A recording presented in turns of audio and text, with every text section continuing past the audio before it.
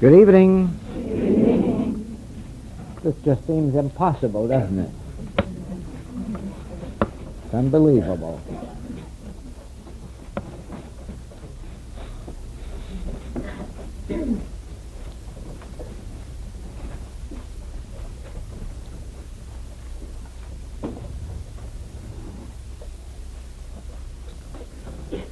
Here we are on the first night of our Chicago class,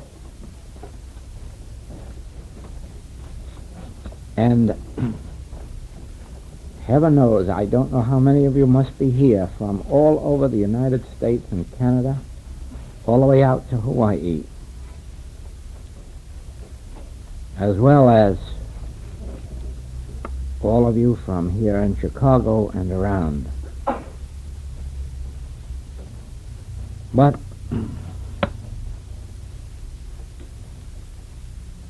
certainly it must be evident that you are drawn here of your own accord by some inner impulsion. It isn't as if we were promising health, wealth, and harmony and 6 easy lessons.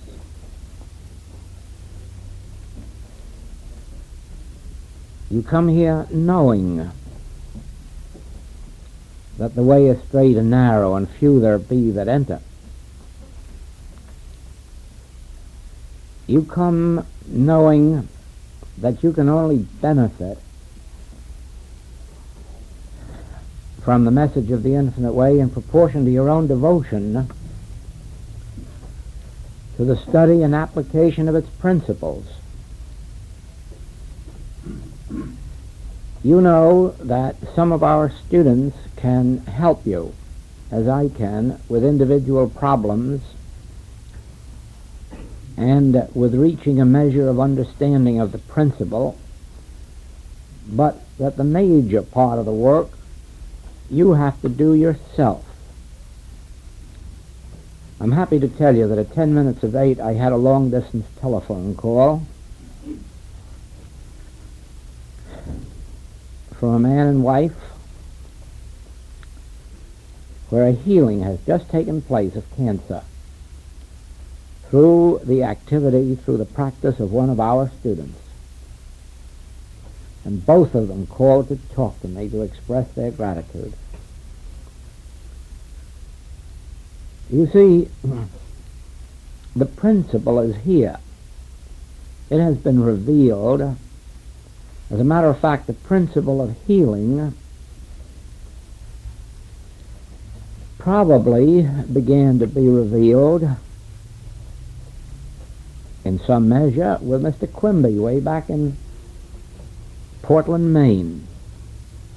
But certain it is that Mrs. Eddy gave the world the first real demonstration of spiritual healing that it has seen in 2,000 years, and something of a principle that has produced marvelous works all over this world. And we have just begun with Mrs. Eddy's unfoldment and carried on from there, and are presenting these principles and helping the students to catch the import of them. But it's the student themselves who must develop their own consciousness and put the principles to practical expression in their lives. And so it is that the work of presenting these principles is difficult. It's a difficult work. It's a difficult task for a teacher. And you will find as you come to teaching how difficult it is. But probably the most difficult part of it all is that to you it has become so clear, and you see how for so long your students stumble over it, in their attempts to demonstrate. Now,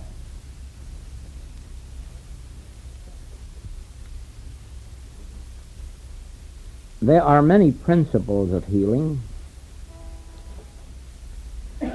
and there is some measure of success with all of them.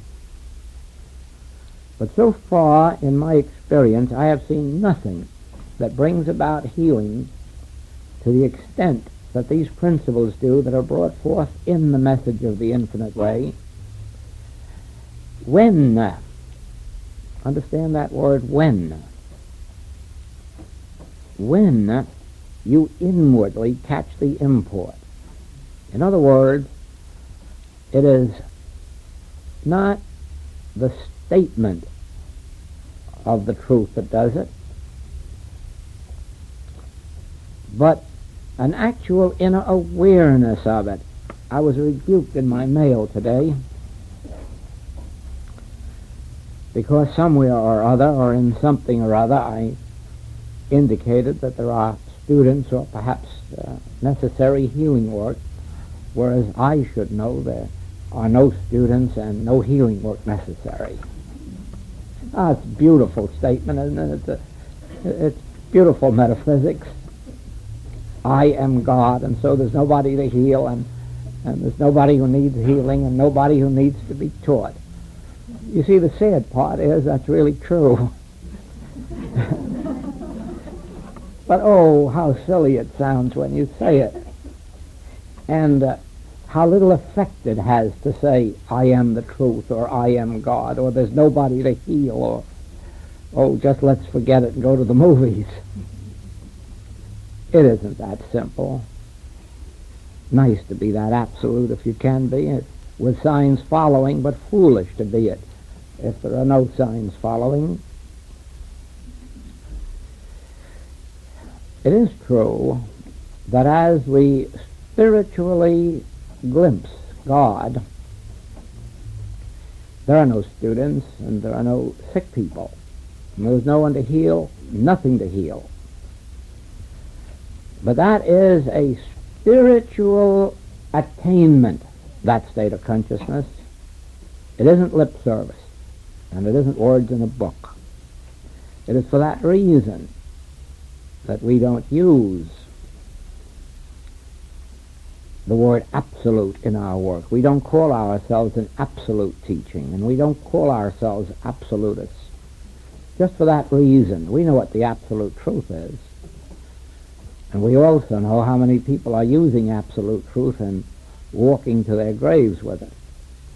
For the simple reason that these truths are not truths at all until they're spiritually discerned, until they are actually realized within. And then after you discern them and realize them, you don't stay those things. They're things that take place within yourself.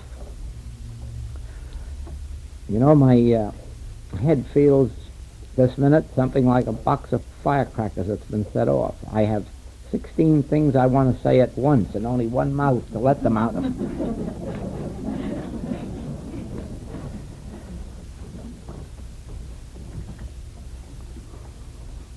I want to tell you that in the New York class last March, or rather in the New York work last March, that a very unusual thing happened, and the lectures that took place before the classes were probably more important than the classes themselves. It seems strange, but those lectures were of tremendous import and have influenced my entire year's work and life. And as I continued on the trip, the import of the work in New York continued to unfold.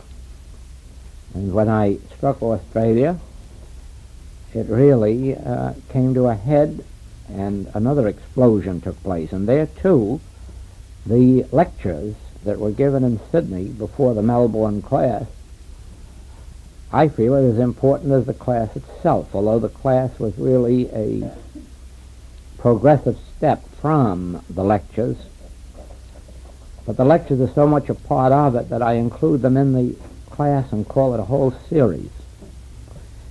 And I guess that's what's going to have to be done here, because the lectures that we have had here really weren't lectures at all. They were as much classwork as anything you're going to have this week. And probably a foundation for the class, but certainly a necessary part of the class. And so we'll have occasion to refer to that work all through the week.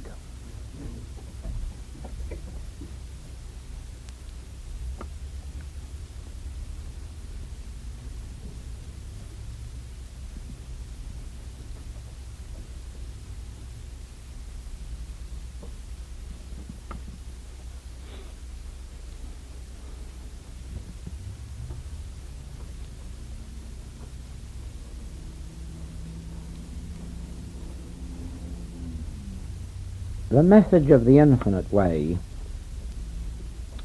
is not Christian Science, and it is not unity, and it is not new thought. And if you understand it correctly, it is unlike anything that you have experienced in your metaphysical studies. At first glance, that isn't true, because we use the same words: God, Christ, treatment, prayer, communion, meditation. But we don't mean the same thing. And so it is that in every class I urge this upon the students. Being in this class does not commit you to anything. You haven't joined anything, and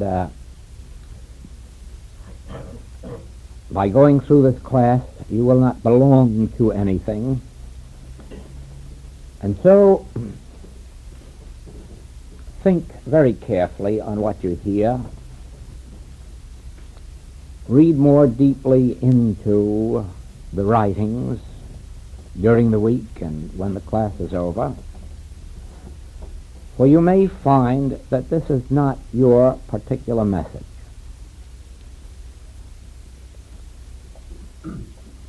We have no organization, and so we have no memberships, and so you belong to nothing. And if you have not ended your search for God or your search for truth with this message, feel free to continue and go on in whatever direction you may be led.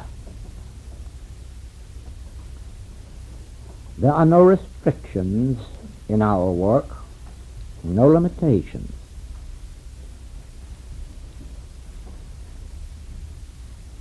Personally, I would never thank anybody for restricting me in my reading or my listening or my activities in any direction, as long as I am searching for God or searching for truth.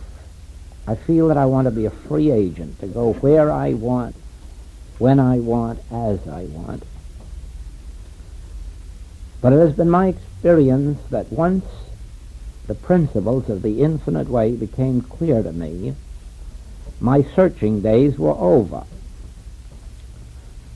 And my reading is more or less confined not only to our writings and the Bible, in fact the Bibles of the world, but to such inspirational literature as keeps us consciously in tune with truth, with God. There have been mystics all down through the ages, both Oriental and Occidental. Many of them have not only been close to truth, but actually realized the truth of their own identity. And sometimes to read them, to be with them in their writings, is like being with them in their consciousness, and it is an uplifting experience. True, not one of them caught the vision of healing. Not one of them caught the principle of healing, so there isn't much to be learned from in that direction. There is only a feeling of oneness with them, in that they did either come close to God or came into the actual realization of their true identity, and yet missed the entire point of healing.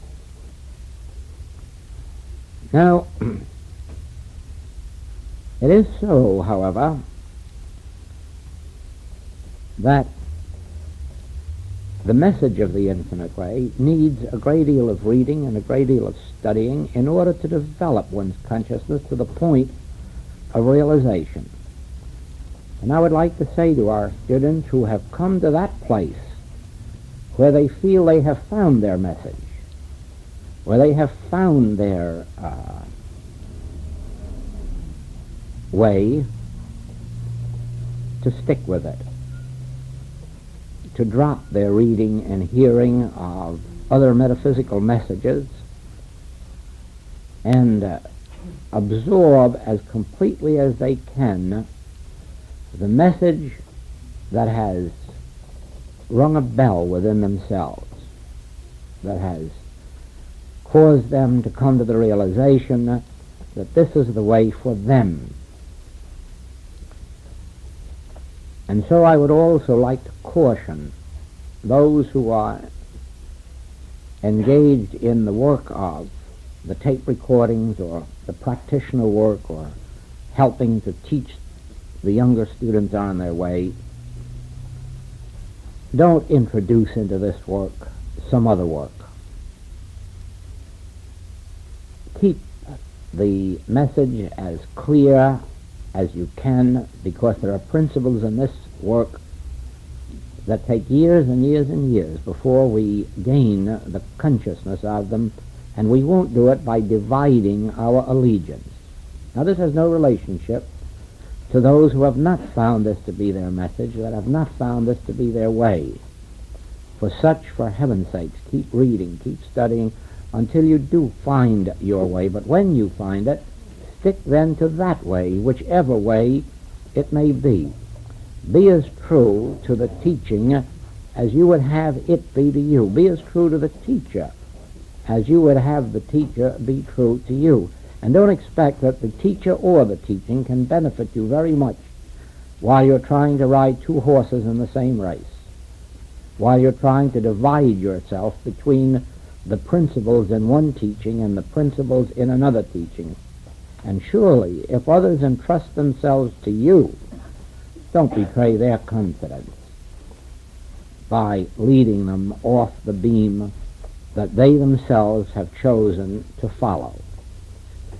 I speak in this way because it has been my own experience that when I was in the Christian Science movement, I found many who objected to their rule that one should abide by their literature. Knowing the men and women at headquarters, as I have known them in the past, I can tell you that their concern wasn't for making more profits.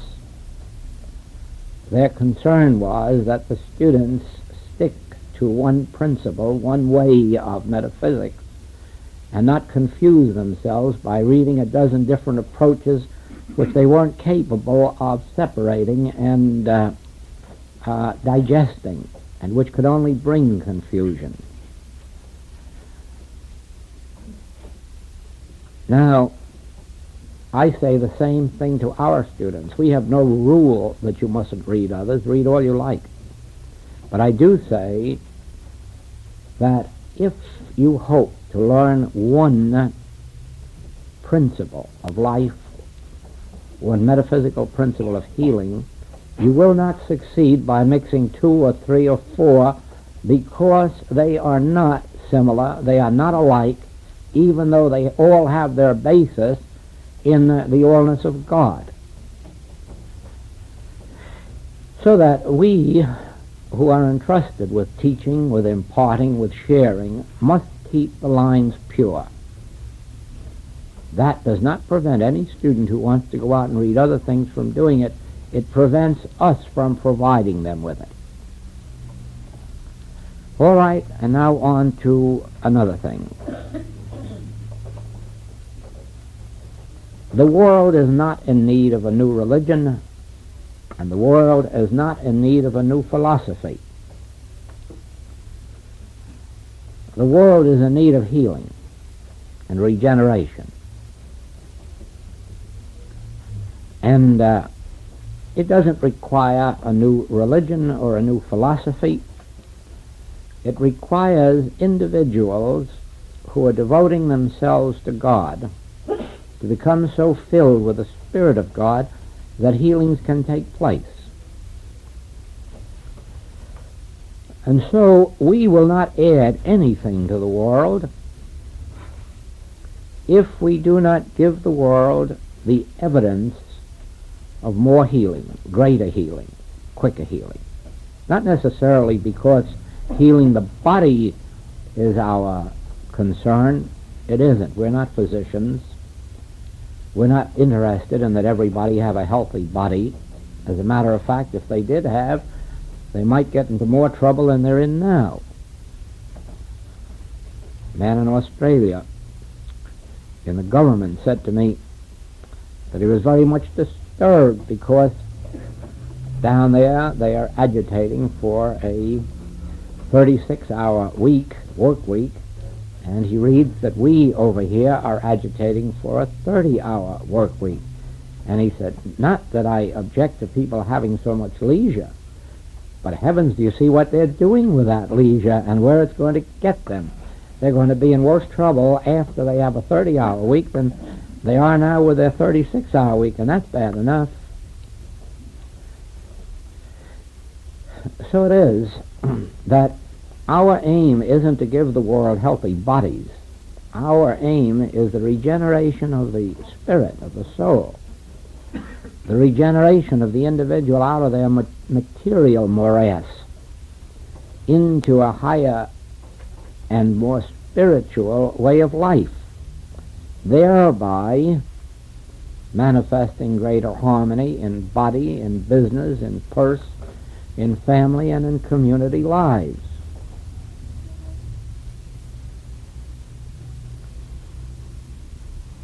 I suppose one of the richest experiences, or perhaps I should say the richest experiences that I have in these travels that I've had these last 8 years is the opportunity that I've had for meeting with the mystics of the world, mystics and near mystics, philosophers, because it is a most wonderful thing when you meet these men and women to see how completely at one you are, even though your paths may differ, your approaches may differ, and then to sit back and think sometimes, just think how impossible it would be for you and me to have a war or a fight or a lawsuit. Just think how impossible it would be for any kind of an inharmony or discord to enter into this relationship. And you can feel it too. You might differ as to just how to meditate or what position to sit in, and you might even differ as to what you find when you meet God face to face, but you can't fight about it, and you can't go to law about it, and you can't have fist fights, and you can't have arguments. It's almost as if you were communing with yourself, really, to commune and to be in the company of these really great souls. So it has been, we've had the experience in these safaris that we have here, Infinite Way safaris, that when we are together like this, it's an almost impossibility for fights, arguments, discussions, lawsuits to take place, because even the little that we've grasped of the spiritual life has ruled out of us most of the sins of the world, the desire for each other's money, the lust after each other's body, the longing for greater reputations or ambitions or so forth and so on. And therefore, the world findeth nothing in us, the devil findeth nothing in us to grab hold of. A conscious union with God provides us with all of our needs. And therefore, there's nothing left to fight about, battle about, long for, or desire. Whatever it is that is ours by grace. Whatever is ours comes to us as a result of this conscious oneness with God. And so we can commune with each other, we can help each other even, we can be with each other, and yet it's the rarest thing to find in these groups any differences of a serious nature. Now this is only a tiny taste of what the world has in store for it, when it too realizes that the only need it has in the world is a conscious touch of God, that through that touch all things are added unto us, and we have no needs from each other. We do share with each other and we love it, but not because it's a duty and not because it's an obligation, but because it's a free flow of that spirit that is within us. The moment a person who has caught a glimpse of the spiritual way of life, the moment such a person continues to do things because it's their duty to do them, or they're under an obligation to do them, they're missing part of the joy of the way of life. No one ever need do anything out of a sense of duty or from a sense of obligation. Since God is the source of all, and since manna flows day by day, we can do our sharing, whether it's with time, service, opportunity, money, whatever it may be.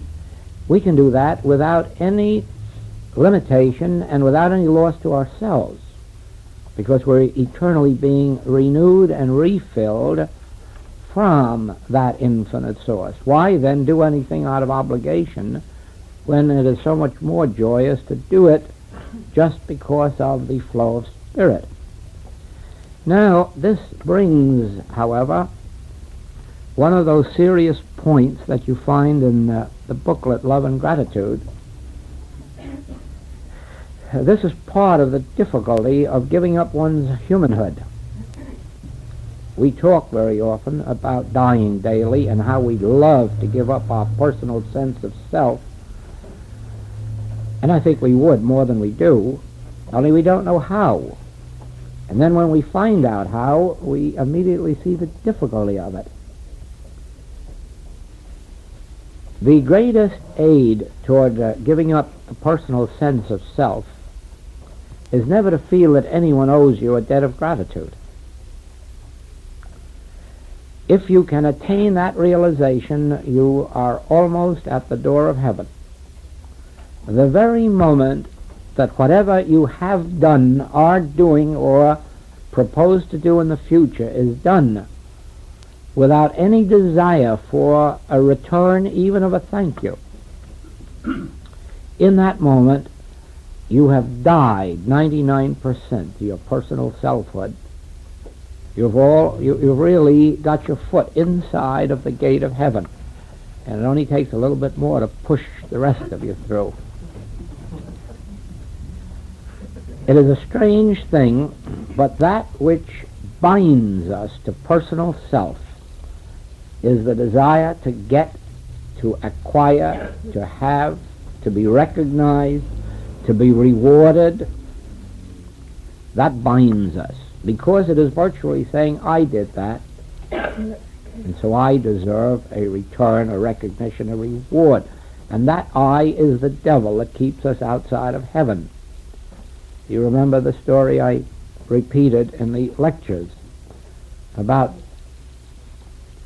the religious man who couldn't get into heaven. Whenever God asked who was there, his answer was, I am. And he just couldn't get in. As long as he clung to that word I, there was no way for him to get into heaven.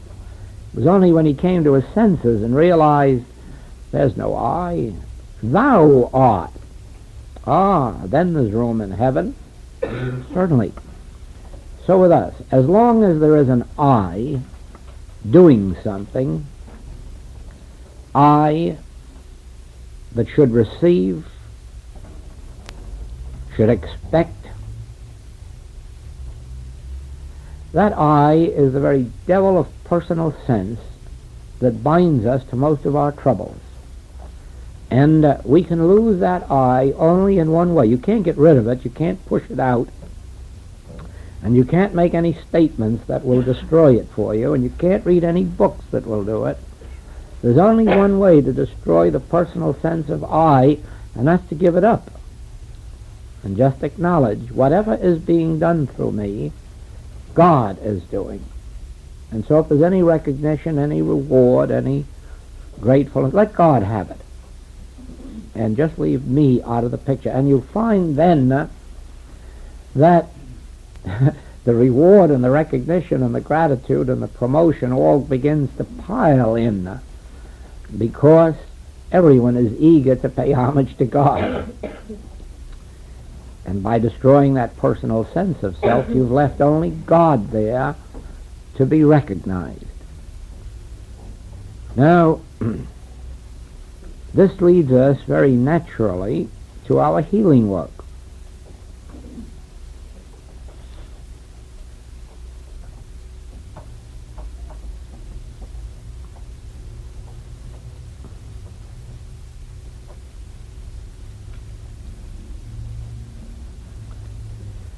I can't heal and you can't heal. And the sad part for most people is God can't heal either.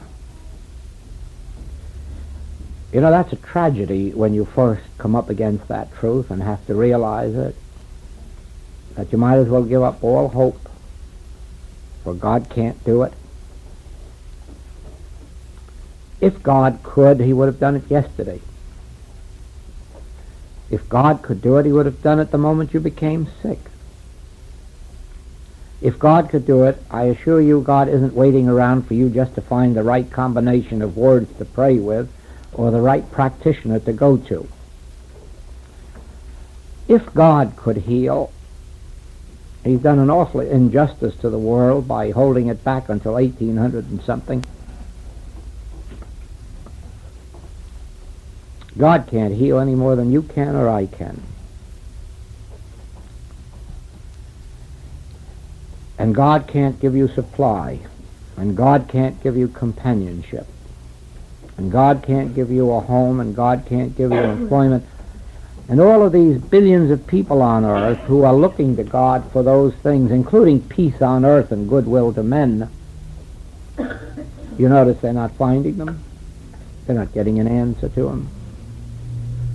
One of the first things you realize about India is that everybody in India is religious. Everybody in India worships God day and night, day and night, and day and night. And you never saw such poverty or disease or sin anywhere else on the face of the globe as there is in India. Of all the nations, it seems to have the most of all the worst things there are, and it has the most religious people and the most religion. And of course the mistake is they too are looking to God and expecting things from God, and God hasn't those things to bestow. God just hasn't health to give. God hasn't harmony to give, or wealth to give, or employment. And we, sooner or later, must come to that realization. Since it is true that God is the same yesterday, today, and forever, then God can't do anything today that God wasn't doing yesterday, or that God won't be doing tomorrow.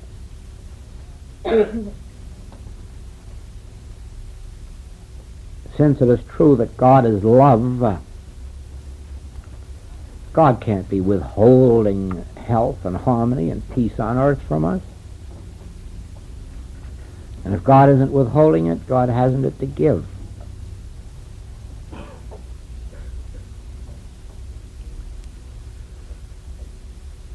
God is all power. But if that power embraced the power or ability to reform sinners or heal disease, that power would be being used in that way.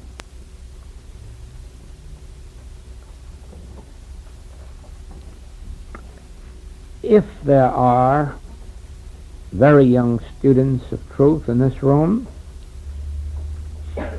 this might come to them with as much of a shock as it came to me at one time. That there was no use of looking to God. When it came to me, and I spent days pondering, the thought came, if I was sick and prayed to God and he healed me, I'd be mad at him. I don't want such a God.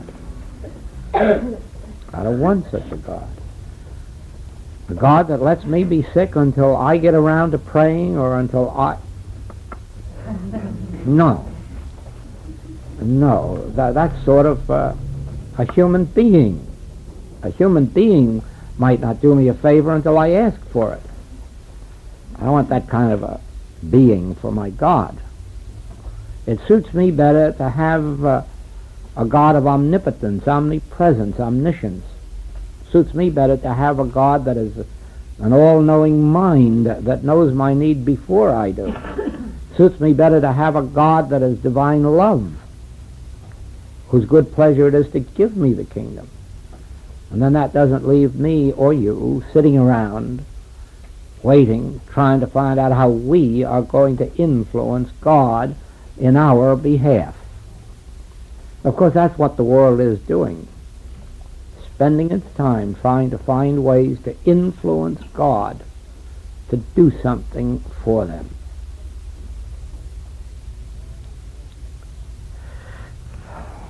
Oh, we've all played this game where you make chalk marks on the sidewalk, boxes.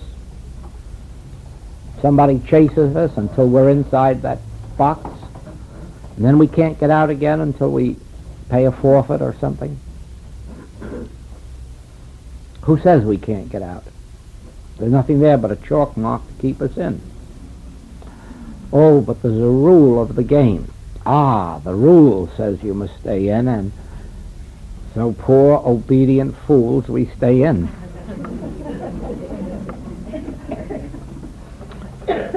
But it's all right while it's a game, but wouldn't it be terrible if the other children went home while we're in that box and didn't release us, and we still felt we can't get out of that box when all we have to do is step across?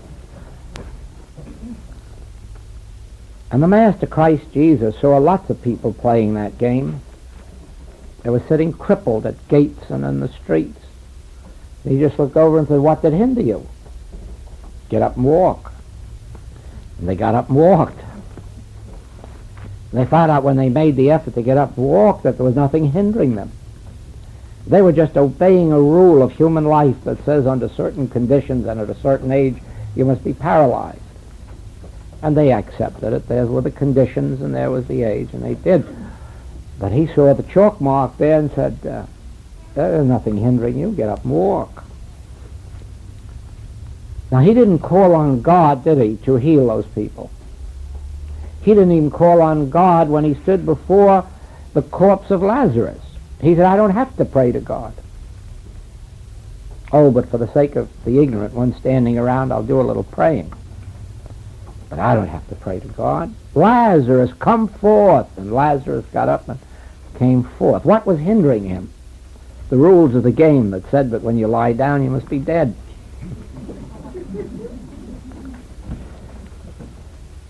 God isn't going to raise Lazarus from the dead, and God isn't going to raise the impotent man at the gate or at the lake or at the pond.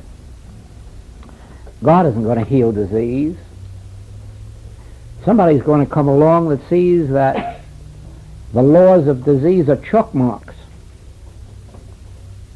And they're going to say, what did hinder you? And you look around and say, nothing. We had an experience like that with a man who was lying in bed, ready to die on Friday, and this was Tuesday. Who said he was going to die Friday? All the doctors did that were attending him. Friday after midnight. That was the rule of the game. But one of our students heard about it and called on this man. You don't have to die. Oh, yes, I do. The doctors told me, and I've counted my white corpuscles, and I'll die Friday after midnight. Oh, no, she said, you don't have to. And a lot of Fridays since then, he's now working in the message of the infinite way, very seriously and beautifully working in it. He didn't have to die because the student was able to say to him, you don't have to die. You get up tomorrow. And he got up tomorrow.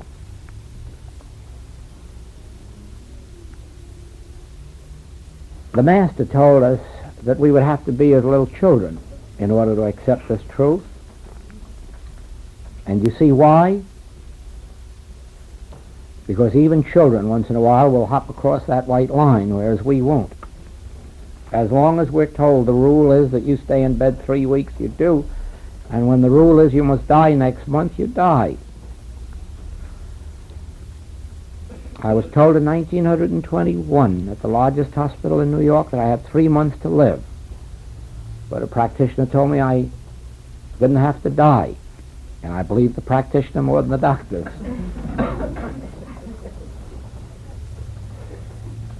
You are saying, is it that simple? You'll be surprised to find it is that simple.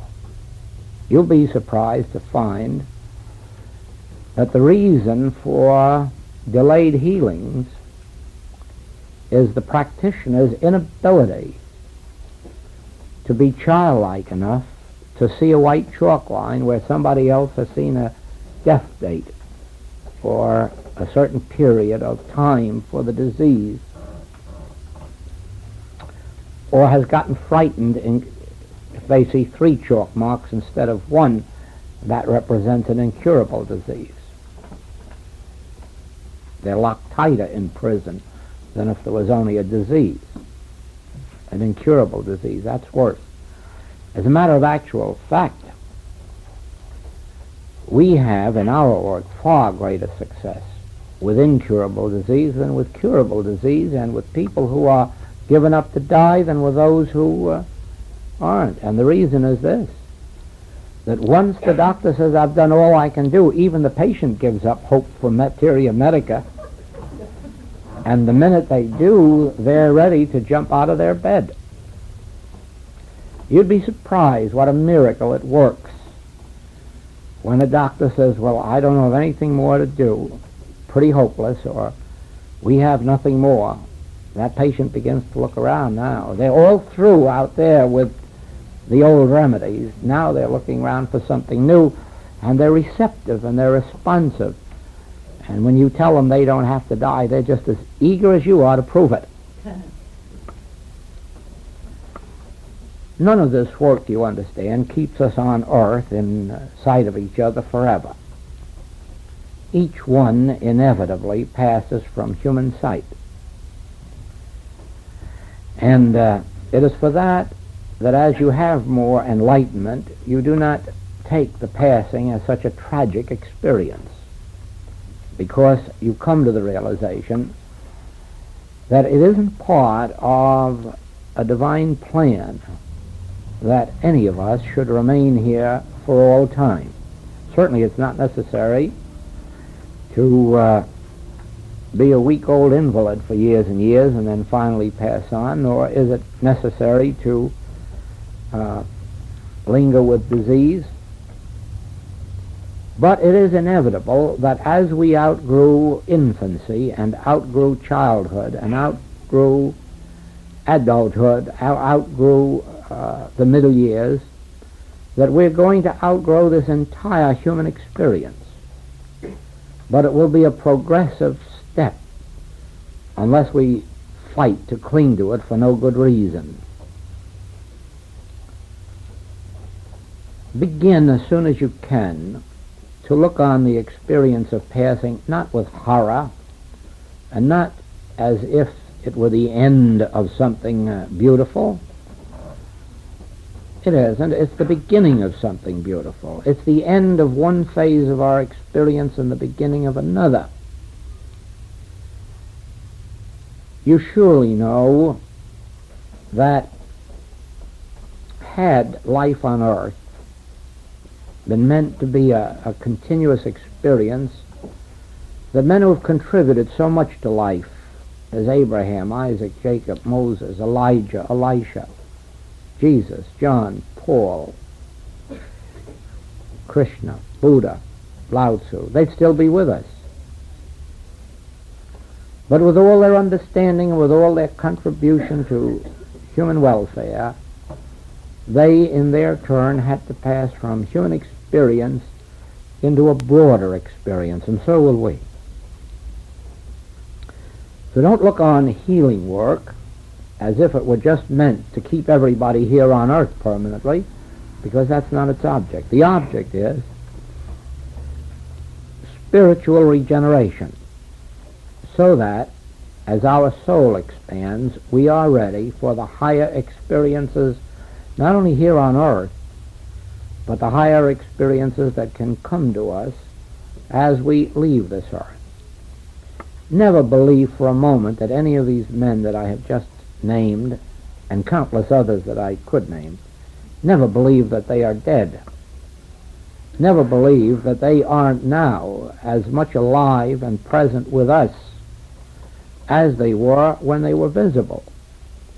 Never doubt for a minute that they are continuing their spiritual ministry, for they it is who are responsible for our progress today.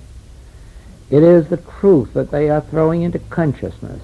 It is the truth they lived on earth and are still living that we're catching glimpses of, and that's why the literature of those people lives on. Just think of the works of these people that are in print, that can hardly pay the publishers for the trouble of printing, and yet they're printed year in and year out, reprinted year in and year out, and they never die from the earth, even though in most cases it isn't profitable to keep them in print.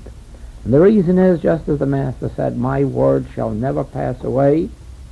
These messages are ours. They're taken into our consciousness through the written word, and they are received by those who rise high enough in spiritual consciousness interiorly.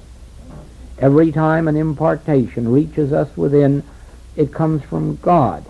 But is there a God separate and apart from its individualized form? And you know the answer to that. God is expressed as individual, you and me, and that expression continues on into eternity. Now we know this by inner mystical experience, but we are told it by some of the mystics who experienced it.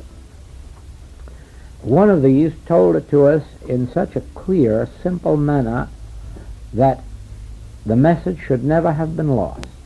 There again, the simplicity of it, like our child's game of healing, the simplicity of it is what has fooled us. I will never leave you nor forsake you. Before Abraham was, I am with you. I will be with you unto the end of the world. Every scriptural promise in the Old Testament or New that relates to the word I is your assurance of immortality, because, as you know at this minute, I is with you. There isn't anyone here who can't say I and turn within and find that it's literally true, that I is right there with you. As a matter of fact, I would like to know how you'd go about separating yourself from the I of your being. Birth hasn't separated you from it. Death won't separate you from it. Accident won't separate you from it. As long as there has been time, and as long as there will be time, you can say I. It didn't begin with birth. It won't end with death. For I am with you since before Abraham. He didn't say Jesus was with you. He said, I is with you. And I will be with you unto the end of time. If he had said Jesus will be with you to the end of time, we wouldn't have a Christian religion today, because Jesus isn't with us. So it means then that he didn't know what he was talking about. But he didn't say Jesus will be with you. He said, I will be with you. And all you have to do is say I and look around within yourself and you'll find it there. And you'll find also that when you're sick, I is there looking right out. And as has been experienced, when you come to the deathbed, I will be right there with you. And just as sure as fate, as you cross that borderline, I will carry you right across too. Because I, your individual identity, will never be obliterated. As you realize that, those things like sickness and age, accident, that might take you out of this experience before it is a spiritual evolution, will be avoided. You will then not die of sicknesses that should not have taken you out, or accidents, or other things, but you will continue on this plane of existence until you have fulfilled your destiny of this plane, and then go on to whatever is to come. It is for this reason that you must remember, when the mystic said God is closer to you than breathing and nearer than hands and feet, there is nothing closer to you than the word I. There is nothing closer to you than I. As you say I, you can almost feel it there, closer than breathing, and certainly nearer than hands and feet. And that I is your salvation, your Savior. That I is your God. That I is your permanent identity. So that once you locate God as the I of your being, you have nothing to fear if you're out in a rubber boat in the ocean, and you have nothing to fear if you're in an airplane. Even if it's falling, you have nothing to fear, for I am with you. If you make your bed in hell, I am there. If you walk through the valley of the shadow of death, I am there. You have nothing to fear as long as you consciously remember that I am with you. And if you are lost in the desert, that I will set a table in the wilderness for you. It will lead you to the oasis. It will keep you harmoniously until you find that oasis. It will guide you to it. I will. I will. I, in the center of your being, I, in the midst of thee, am mighty. And if you go through the waters, you will not drown, because I am with you. And if you go through the fire, the flames will not kindle upon you, for I am with you. And all you have to do in any experience is to remember that I am with you, and you'll never have to ask God for a healing. You'll never have to depend on any God for a healing. You'll never have to look for anything in the future tense. And now let me dwell on that for 1 minute. In the spiritual kingdom, there is no future tense. Just remember that one statement. In the spiritual kingdom, in the kingdom of God, in the kingdom of heaven, in the kingdom of peace and joy and power and dominion, there is no future tense. There is no such thing as time. There is only an eternal now, and in that eternal now, I am. All that God is, I am. Son, thou art ever with me, and all that I have is thine. In this eternal now of this very moment. Now, to human sense, this now may be the deathbed, or being lost in the desert, or being adrift on the ocean, or in a burning building. That's what the appearance may testify to. But the answer to it is I. I am. There's no future tense. You can't be saved in the future, just as you can't be saved in the past. That, I'm sure, is clear to you, that you can't be saved yesterday. Well, now become just as certain that you can't be saved tomorrow. Now, I am. Now, God in the midst of me, I in the midst of thee, is mighty. Son, thou art ever with me, now. And all that I have now is thine. It makes no difference what the clock says or what the calendar says about now. It's still now, and always will be now. And it's in this now that I, in the midst of thee, am your salvation. Now, there's where you come to healing work. Healing work is always based on a future. You're sick now, but you want to be well 5 minutes from now. Even an instantaneous healing has to take place 10 seconds from now. But you see the utter impossibility of that? And that's what prevents lots of instantaneous healings. The belief that they're going to be instantaneous healings. The answer is, what did hinder you? What hindrance is there now to your life, to your mind, to your body? And you can tell me the symptoms and the diagnosis. I know all about that. But it has nothing to do with the truth of being. The bondage is because of those diagnoses and those symptoms. Those are the white marks that imprison us. That's what's holding us in bondage, is a symptom, or an appearance, or a suggestion, or what somebody told us. The answer to every problem is the word I, and the word now. I now am. I now am about my Father's business. What is my Father's business? Glorifying God. We're only well that God's glory can be manifest. The heavens declare the glory of God. The earth showeth forth his handiwork. That's the only reason we exist, that God's grace may be made visible. And so it's in this very minute that God is expressing himself as our individual being.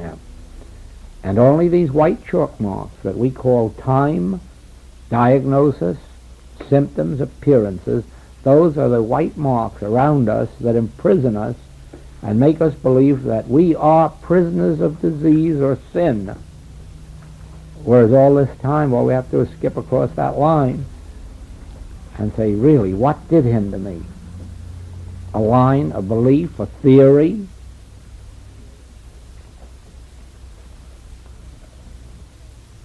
Healing can't be accomplished if you believe really that a healing is necessary. Healing can't be accomplished if you believe that God is necessary to healing. Healing is only possible when you can realize there's nothing hindering anybody because God never stopped functioning. So you can't start God functioning. He never stopped. Thy grace is my sufficiency when? Now, yesterday, tomorrow, always. Does that mean that we have to get God's grace? Or does it mean that it is a fact that God's grace is already ours? Is God's grace something you earn or deserve? Is God a man sitting up there holding his grace away from us?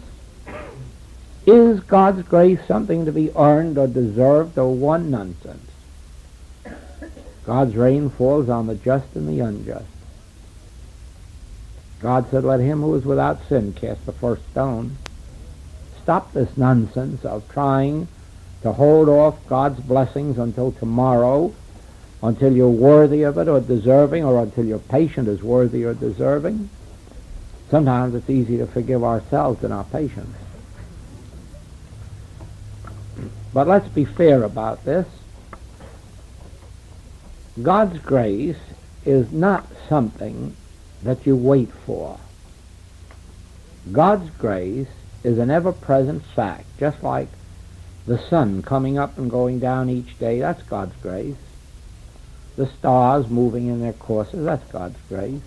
The moon, the tides, that's God's grace. The fact that when you plant roses, roses are going to come. When you plant pineapple, pineapple's going to come. When you plant orchids, orchids are going to come. Like begets like. That's God's grace. If it weren't for God's grace, you wouldn't know when you plant roses but what you might get pineapple, and you might not like those. No, do you see, God's grace is always a state of is, a state of being. God's grace is available now. You don't sit around waiting for it. God's grace is my sufficiency. I'm satisfied this minute to abide in and by and through God's grace. And I don't struggle. I relax. I yield myself to that grace, and then let it pick me up each minute, manifest itself each second, each hour, one at a time. I can't live yesterday. I can't live tomorrow. I haven't found a way even to live 5 minutes from now. Well, I think we better have a rest and continue this a while. I think that we ought to stay here a little longer.